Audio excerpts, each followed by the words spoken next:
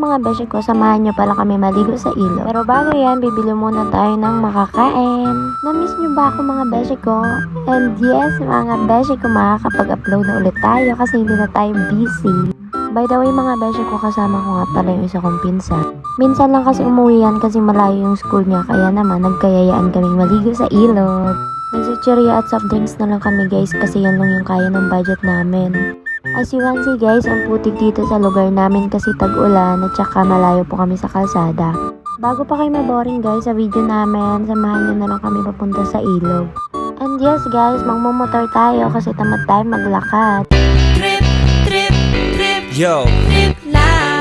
Trip, pakinggan nyo to. trip. Bakit? Trip, Trip lang. trip lang. Halika na naramadali ng talaga. Pangako pagkatapos humihinga ka padali na pare magliliwanag na kung di ka sasabay maiiwanan ka. Ang isip ay wag na gawing pang dalawa dahil isa lang ito. Ang gusto lang naman ito ay maging masaya. Para di ka mabato ay iwasan mo kung pananatili sa isang lugar. Ibig ko sabihin ay huwag ka papasakop sa takot, wag ka papasakop kapag nangate. And ikaw at ito isipin mo tinipad sa lahat ng karanasan mo dito sa mundo. Bilang tao gano'n pa rin hindi nagbago. Pinakamasaya yung di pinlano kasi pag Di mo pa alam, nakakatakot pero exciting.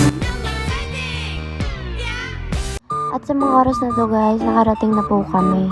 At dahil may tao sa pinapaliguan namin, dito na lang kami sa taas. Nakakahiya naman kasi kung makikisingit pa kami doon. Malinis din naman yung tubig dito sa taas at saka yung mga libag namin masasalo lang nila.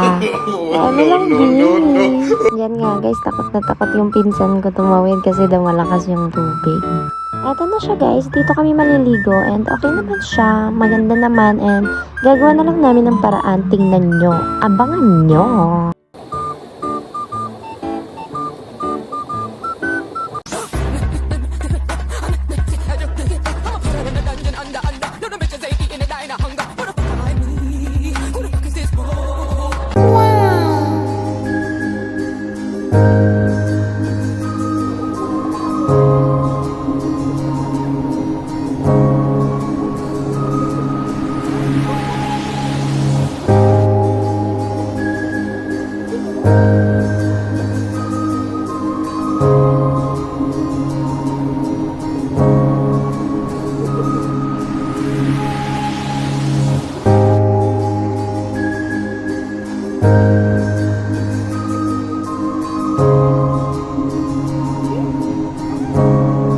Nag-enjoy naman po kami kahit papano guys, kahit medyo napagod kami.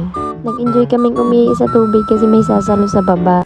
Ano lang B, baka mabash tayo eh. Hindi talaga napagod yung mga babae na yan guys, maligo. Mas napagod yan sila guys, magakot ng mga bato para lang maayos yung pinapaliguan namin. Sa mga oras na yan guys, pauwi na kami.